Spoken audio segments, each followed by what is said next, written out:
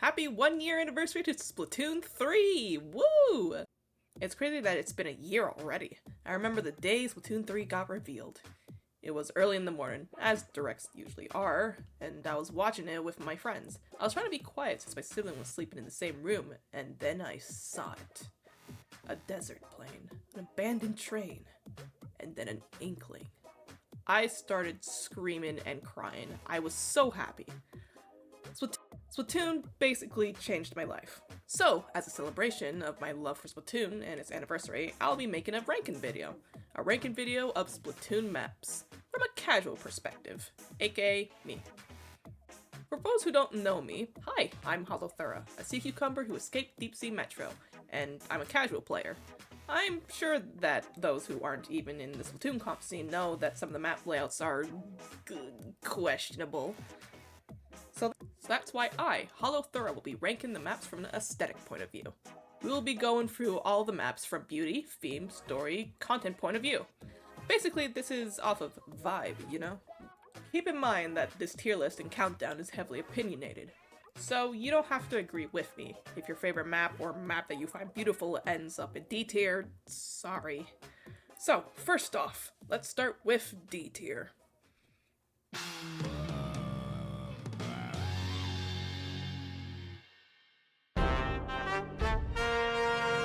It's a shame that one of the poster maps is in last place, but come on guys, this place is fucking empty. I get the idea. Being out in the middle of nowhere, painting up a storm in this boring place can be fun, but it doesn't work for me. It's just a desert! I don't even know what this is supposed to be. An outdoor gym? Where a place people go rock climbing? If that's it, then cool, I guess.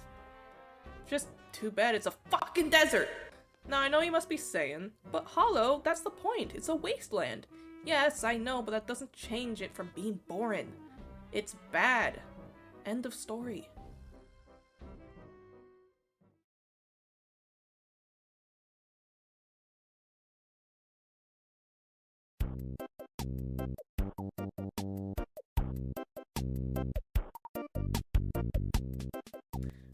Yes, the less shitty Scorch Gorge.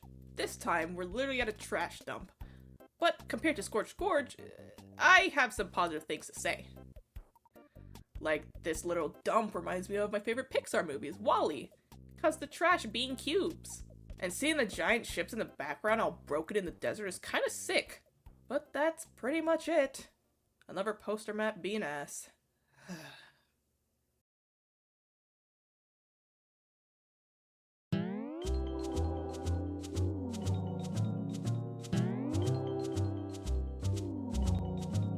Surgeon Shipyard kinda blows. And no, I'm not talking about the ship horns.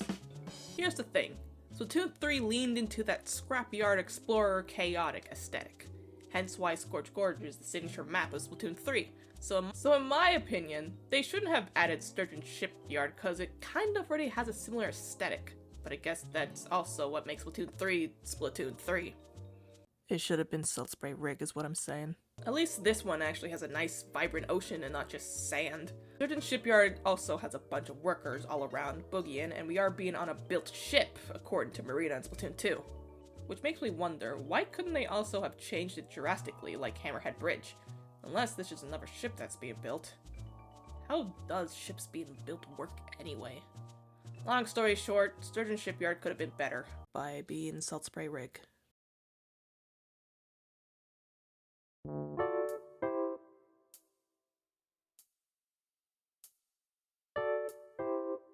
Humpback Pump Track is boring, but at least it has more going on compared to Scorch Gorge. Like jellyfish biking in the background. And above. And windows. I feel like this place would have been better if they added more emphasis on the wood and brick of the map. Cause most of it is just this ugly concrete. And also, the fact that we're indoors kind of makes it seem so dark. Like, let's take a look at Muscle Fork Fitness. This place is colorful and it has a similar concept to Humpback. It even has windows on the ceiling. This place is so much brighter.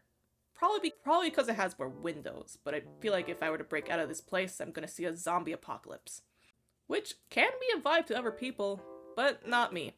But I do like how there's a merch store based off the Splatoon clothing brands in here. That's cool. Alrighty, that finishes up D tier. Surprisingly, there are only 4 maps. As for C tier, there's only 3. What could they be?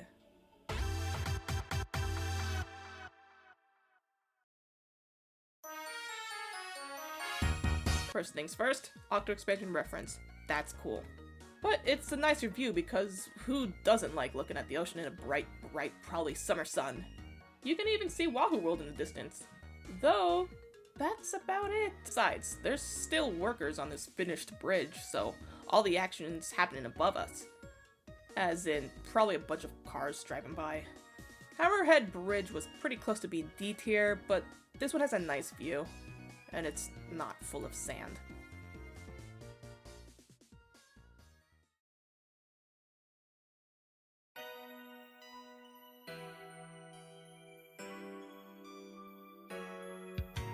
This map also suffers the same as Hammerhead Bridge. It's a nice view, but that's all it has going for it. And that we're on a moving cargo ship. I like that. But it's a cargo ship, and that's boring. There's really nothing happening on the map itself. But the jellyfish are snuggled up in warm clothes because they're in the Arctic or something, right? I don't know. I don't know real geography or Splatoon geography. But hey, check it out. Flying fish. Which makes me wonder. You'd think that flying fish would evolve like inklings and octolings, but no. They're just fish. Like Taka and Nishida from High Tide Era, for example. They're supposed to be fish. So what makes these fish not evolve? Whoa.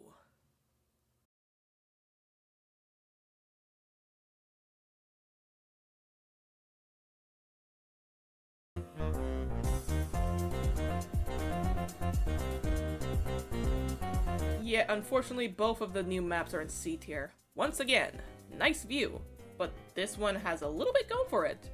There's neon signs on buildings, jellyfish paragliding in the city, which seems very dangerous, but go crazy. And you can see Hagglefish Market in the distance. And oh god, we're high up. You can even see the clouds around the skyscraper. But this could just be me being a suburban baby, because whenever I go to the city, I can't help but feel fascinated. My eyes are everywhere. And just like a city, holy shit, it's loud. Fuck you! And there's always construction. Hell, the map we're inking on is a construction site. And that's kinda yuck. Not the vibe, honestly, but it's not that bad. That's why it's higher than Ship-Shaped Cargo Co.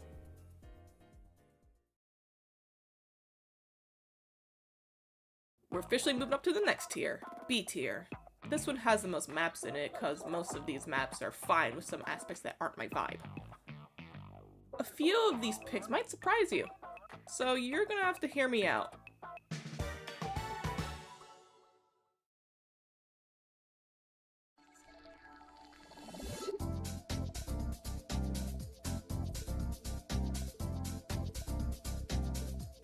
Mako Mart is cute! We see some jellyfish going shopping with their kids. I've always wanted to do that. And there's a food court. But the thing about Mako Mart is that this has a lot of wasted potential. Like, look, I'm a Splatoon player and a VTuber, so I barely go outside. But I know that shopping places don't just have a big hole in the middle of them. This gap makes me feel disconnected to the theme of the map. But while trying to ignore the gap, the area you turf on feels more like a storage room than a shopping alley because of all the wrapped products. I think it would have been better if instead of the big ass gap, it could be the top of those big product aisles and below is the grocery store. Or just inking through shopping aisles. Wait.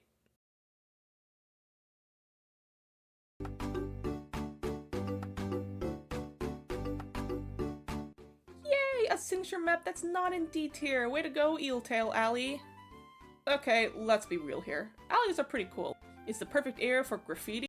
Ignore the crime. And they show no mercy with that. There's graffitis on the trains, the buildings somehow, but most prominently, Sticker bombing. For those who don't know, I love sticker bombing. I have this wall on my desk that I just slap stickers onto, and it looks pretty dope if I do say so myself.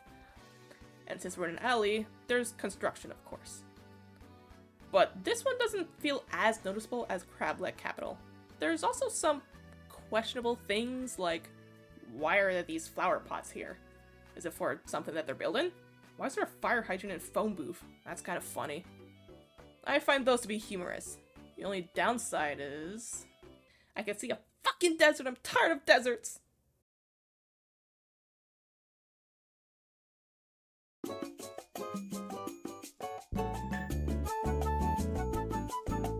Ahoy, mateys! Welcome to the heart of the sea, Manta Maria! Did you know that Manta Maria is apparently a decommissioned boat? That's why people use it for turf war. Interesting, huh? Anyway, this place is cool. You can see a jellyfish juggling in front of the boat entrance as if it were part of the Manta Maria crew. It does make sense because you can see Wahoo World just above. Edited in hollow here, I meant as if the person who's juggling works for Wahoo World and is promoting in front of Manta Maria. You get it? You get it. Alright? Cool. The ocean view is gorgeous and kinda trippy due to how it blends in with the sky. And bonus, this map is kind of connected to the outside with the bridges into the ship. No abyssal gap like Mako Mart did. There's blueprints of the boat right next to this huge steering wheel. And the post you can see in the plaza can sometimes be a flag. That's so cool! This place is cool. However, I feel like there could have been more. Depending on what kind of ship it was, like if it was a cruise ship, add some fold-up chairs, coconut drinks, party games, it just needed more. For me, it's a solid map, but I don't adore it, unlike the next few maps we're going to talk about. No hate to Manta Maria though, it's a very solid map in terms of theme. Huh? What? Spike, I'm busy here. Oh. If you are enjoying the video, leave a like and subscribe. Say it better? What the fuck? Okay. Are you enjoying the video? Leave a like and subscribe. That'll really help out. Is that better? Okay. Ah, yes, the museum. I prefer this over Schellendorf. Museum del Alfonsino is packed with so many small details. Ahem. Like fish Judd, piston squids, giant oarfish, Egyptian squids, and side order reference. Holy shit, cuttlefish with wings? Pineapple fish. This place is packed with art that I'm sure the devs had fun creating. If this museum was real, this place would be awesome. I don't know, I think the rotating thing would be fun. Also, the scenery is nice. The indoor and exterior ponds are cute. Look at Hollow gushing about the art museum, huh? Well, okay, I do have some nitpicks. Like, there's a lot going on. Like, sometimes my eyes kinda hurt. And also, this reminds me of school where my teacher would always pester me to pay attention to a movie or something artistic because I was the artist in the class.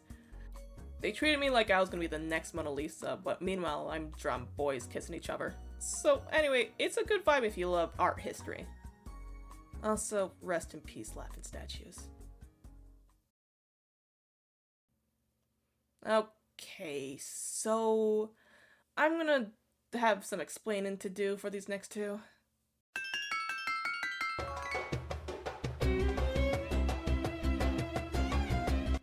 No, you guys think I hate the desert aesthetic because of Scourge Gorge and Mincemeat, but hear me out. There are ways to make a desert aesthetic good, like a prime example, Gerudo Town in Breath of the Wild. It had a tropical vibe mixed with the oasis. And I think they did that well with Umami Ruins. This place is a lot more packed and full of content compared to Scorch Gorge. Like, we're introduced immediately to a temple in front of us and a bunch of, what I assume, historians and archaeologists researching it. There's even a jellyfish with a comical stash that's likely the leader of this project. And the out-of-bounds abyss makes sense in a way, because this is an excavation site. The jellyfish are excavating things to research on them. Even the plaza posts turn into carvings like they were historical drawings. That's cool! There is even a city in the background. This place is awesome! Plus, it's better than Museum del Alfonsino because they adopted the haunted Easter egg.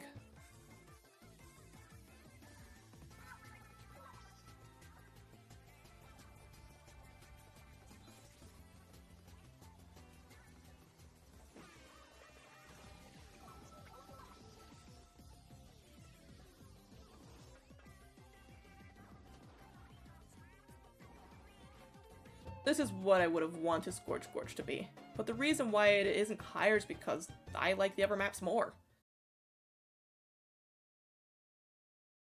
Like I said earlier, I'm gonna have to explain this pick. Just hear me out.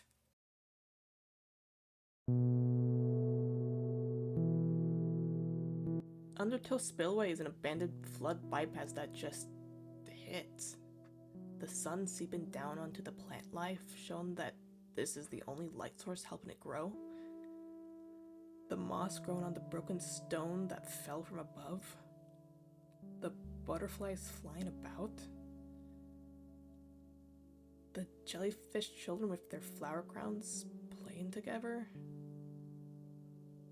The adult jellyfish hanging out below. Are they related? Are they the children's guardians? Has this place become a hotspot for children, just to hang out in? You'd think this place would be infested with trash, but no. I think if I were to die, I would want to be buried here. Where it's quiet, serene, peaceful. The interior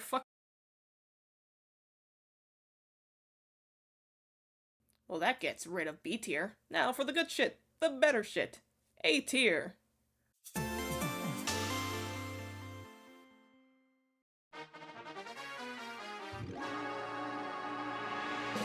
Wahoo World! Who doesn't enjoy the vibe of an amusement park? It's Wahoo World! I've only ever visited the same amusement park my entire life, so I can't really say this is what an amusement park feels like. Like, there's an amusement park that are just roller coasters go everywhere and are super hardcore and extreme, and then there's Disneyland. I think Wahoo World leans into the hardcore amusement park more because there's 2 carousels, a roller coaster, dining everywhere, a drop tower, I think, and a Ferris wheel. I also like how this is kind of a beach amusement park, right next to the ocean. That's cool. But I like how there's confetti on the ground and still have the good old Splatoon 3 graffiti everywhere. A classic. You know how many times people put down their Instagram on a bar or a trash bin in a waiting line? It's accurate. What the fuck is that thing? Oh. Ew. Also, this makes me wish that there was a stadium map or arcade map in Splatoon.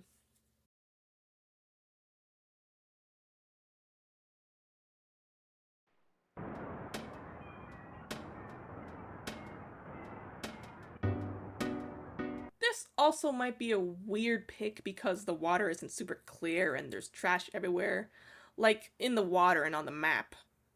But this place kinda fucks! I think I just enjoy watching people's lives just live out. I like seeing the jellyfish shop at the market, I like seeing the signs saying no spray painting on top of the spray painted graffiti, and I like how there's a water meter. This place is like if mincemeat metalwork fused with Mako Mart on the aspect of trash and shopping.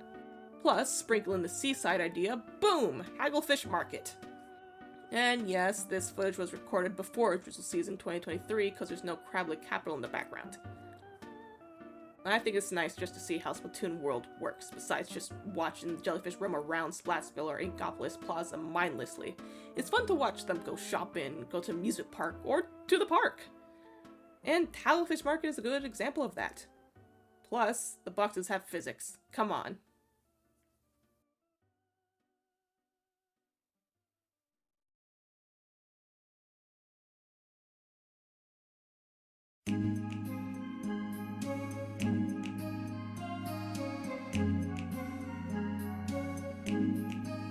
It's a hot spring, man. The vibe of the hot spring is just mwah, chef kiss.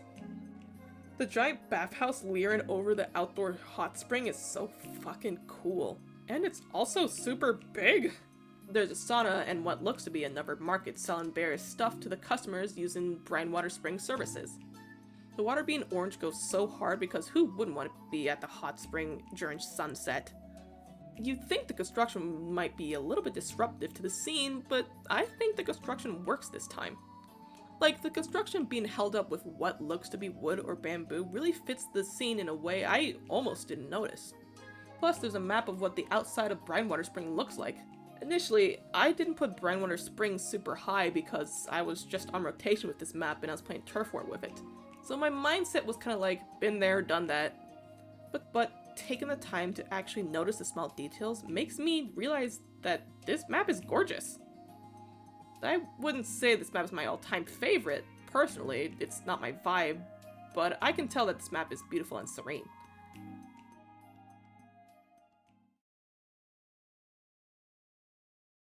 The next map might be a little weird, considering that I was just praising how beautiful Brandwater Spring was. I'm not saying that this next map is ugly, it's just that they're both different.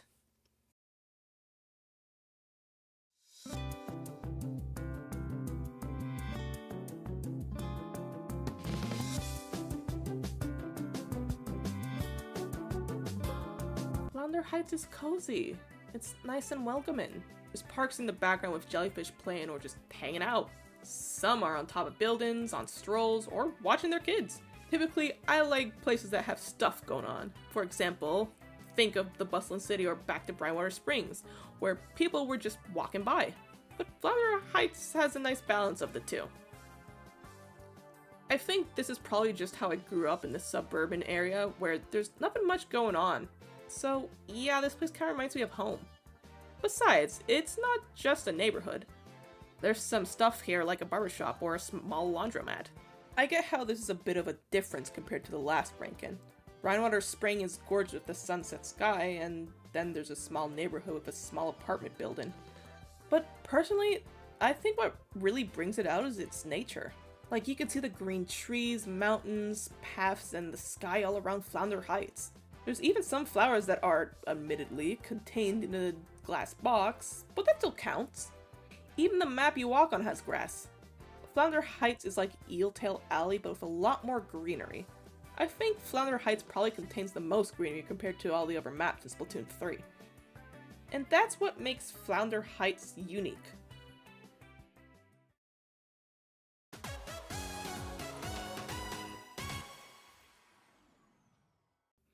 So here's what I learned about myself. I like unique maps with greenery and community. As we enter S tier, we'll be seeing that in the top 3. This next map is like if Flounder Heights fused with Museum del Alfonsino. And if you know what I'm talking about, I'll admit that I'm probably a little biased, you know? Being an artist and all.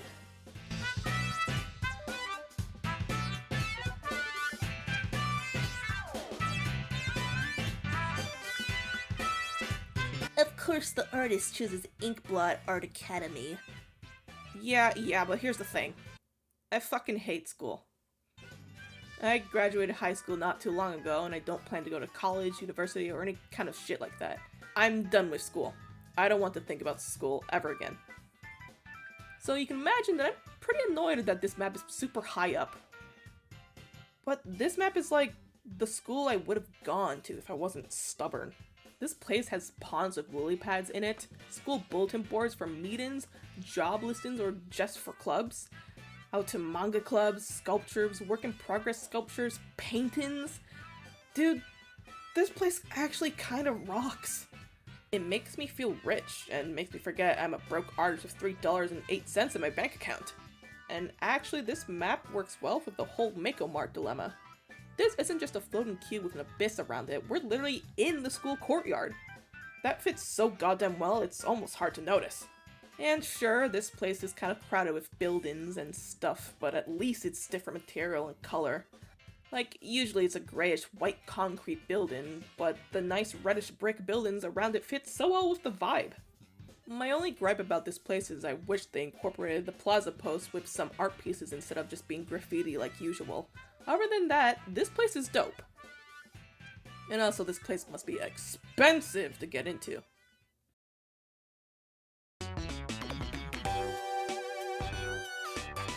Who wants to go shopping with my $3? Shiver and Fry already mentioned this, but this place is huge. Like, I've been to a mall before, but this is huge! The map we turf on is literally in the mall fountain. And this mall fountain is huge. It's so big that we literally have some sightseeing attraction with this boat that will go by. There's a play place in here, and also 2 restaurants. Like I said, I've been to malls before, but I haven't been to a mall with a fountain. And I know typically fountains don't have a walkable area in the middle of it, but I'm gonna have to let this slide because that's cool, okay? If I were in charge of building a mall, I would totally make it so that there's a fucking play place in the fountain. That's dope! And not to forget about the stores all around us. That's cool. That's what malls have. But what I like is when I go into recon mode, you can hear advertisements.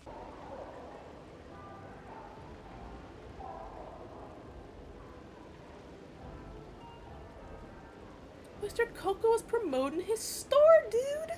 They could have just made it that it's some random dude with random music, but the fact that it's a character we recognize was a nice detail. And now, who takes the cake? Who takes first place being the best aesthetically pleasing map? For those who were keeping track, are you surprised? Comp players, are you surprised? Am I surprised? Not really. This map may be small, but God is it so good!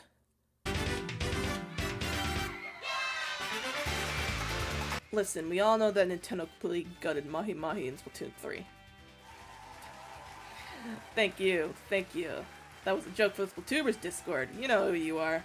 But this place is fucking packed! And it has everything! It has a band playing the Splatoon 3 customization music, kids playing in the pool with pool toys, pool floaties, a bar in the water, which seems a little dangerous, lesbians, and there's a birthday party going on in the background. That's so fucking cute. There's a nice balance between greenery that I oh so like and mentioned earlier, and buildings. Well, one huge building. This is the resort part of Mahi Mahi Resort. In fact, you can even read the sign. It says Mahi Resort and Spa. This place is so colorful and vibrant, and it doesn't hurt my eyes. God, if Mahi Mahi kept its original size, this place would have been so much cooler, and would have been in first place by a long shot, because that was kind of tied between Barnacle and Dime and this. This place is just a summer vibe that if I had the power to just go anywhere I want in any video game, number one would be Alola, but Mahi Mahi would be great too. Mahi Mahi may suck layout-wise, but creativity and fun-wise, this place is fucking awesome.